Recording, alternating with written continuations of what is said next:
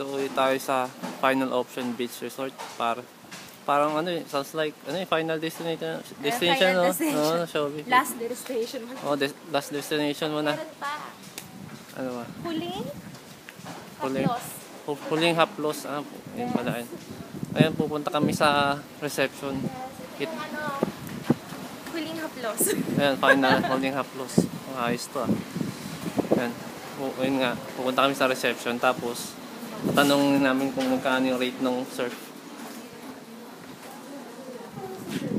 Kung paano magpapa-book or... Yes po. For the surfing, we'd offer it that is all 400 peso per hour, inclusive na po din yung surf coach and surfboard. Ah, okay. So, per person. Yes. So, Pero, from O's na po ba sila, ma'am? Hindi. Hindi ba? Ano If yung ever isa? na work na Apo. If ever for today po man, double check ko lang. Sige. Ay, isa lang. Tsaka naman siguro siyang... ate, wala namang sharks. Wala na. Wala naman. Okay. Wala ako. Ay, okay lang, ate, nagbe-video ako. Yes, it's okay po. And for this one, Ayan, so available wala naman daw time na po sharks. natin, you can have a 3 or Safe 4 naman daw. p.m.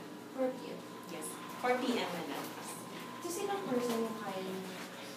Ilang person po ba yung magpapag-book?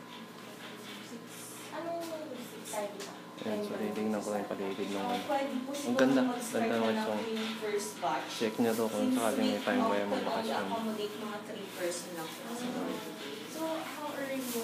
Ayan, so, okay. You can start Mamaya na po naman. by 3 yung first batch.